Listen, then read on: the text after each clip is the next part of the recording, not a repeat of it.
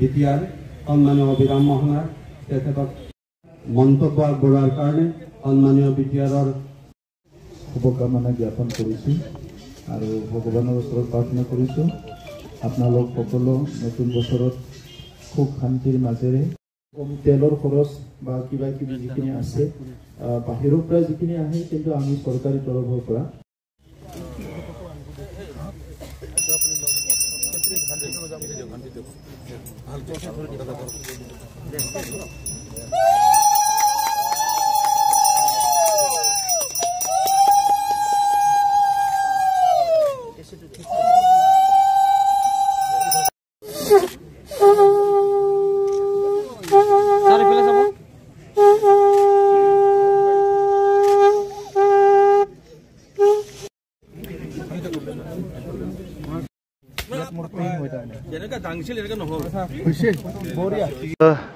বিজনীত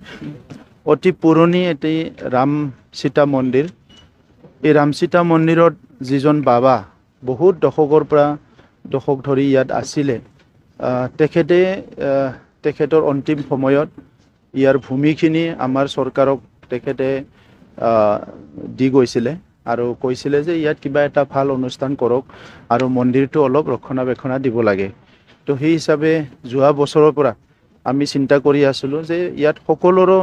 লাভ হোৱা সকলোৰো ভাল কিবা এটা কাম কৰিব লাগে আৰু ইয়াৰ পিছত আমি সিদ্ধান্তত আহিলোঁ যে ইয়াত বিবাহ ভৱন এটা কৰি দিয়া হ'ব তেতিয়া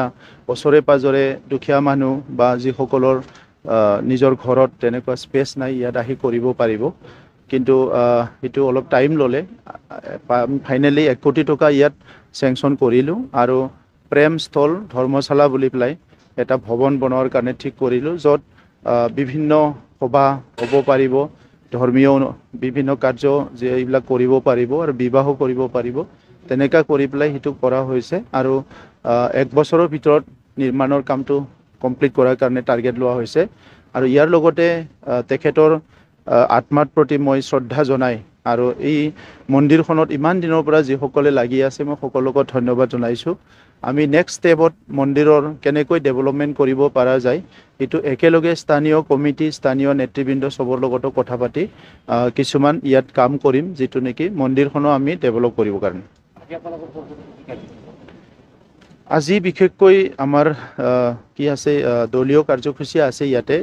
দুটামান সেইটো কৰিম আৰু বাকি বাক্সা ডিষ্ট্ৰিক্টত আছে বেলেগ বেলেগ জায়গাত আছে গতিকে বিজনীত আহিছোঁ বিজনীৰ সকলো ৰাইজক মই নতুন বছৰৰ শুভকামনা জ্ঞাপন কৰিছোঁ আৰু আপোনালোকেও দিনে নিশা দেখিছোঁ মই বিজনীৰ আমাৰ সাংবাদিকসকলে বহুত কষ্ট কৰে আপোনালোকলৈ স্পেচিয়েলি মই নতুন বছৰৰ শুভেচ্ছা জনাইছোঁ আৰু আমি ৰাম সীতা মন্দিৰত আছোঁ প্ৰভু শ্ৰীৰাম ওচৰত মই প্ৰাৰ্থনা কৰিছোঁ যে আপোনালোক সকলোকে বিজনী অঞ্চলৰ ৰাইজক নতুন বছৰত যাতে খুব ভালে ৰাখে ইয়াৰ কাৰণে প্ৰাৰ্থনা কৰিছোঁ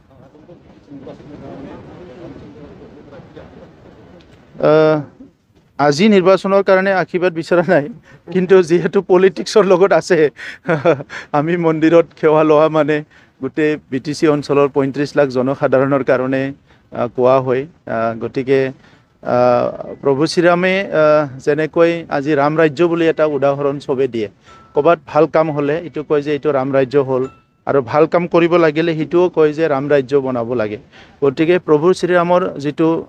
সেই সময়ৰ চিন্তাধাৰা যেনেকৈ তেখেতে ৰাজ্যখন চলাইছিলে তাত প্ৰজাসকলক লৈ বিভিন্ন শ্ৰেণীৰ লোকক লৈ যেনেকৈ খুব ভালকে চলাইছিলে ন্যায় অন্যায়ৰ ভাল বিচাৰ কৰিছিলে আমিও বিচাৰো যে বদলেনখন তেনেকৈ ৰাম ৰাজ্য হোক যত নেকি ন্যায় অন্যায়টো আমি ভালকে বিচাৰ কৰিব পাৰো আৰু সকলো জাতি জনগোষ্ঠী সকলো শ্ৰেণীৰ ৰাইজে নিজৰ মানৱ অধিকাৰটো লৈ নিজৰ মানুহ হিচাপে যেটো আত্মসন্মানটো লৈ সবে জীয়াই থাকিব পাৰে আৰু ইয়াত কোনো অসুৰক্ষিত অনুভৱ নকৰে হেতু আশীৰ্বাদে আমি বিচাৰিম আৰু অনাগত দিনত সকলো জাতি সকলো ধৰ্ম সকলো লোকে যাহাতে বদলেনখনত একদম ভালকে শান্তি আৰু নিৰাপত্তাৰে থাকিব পাৰে হেতু আশীৰ্বাদে আমি বিচাৰিম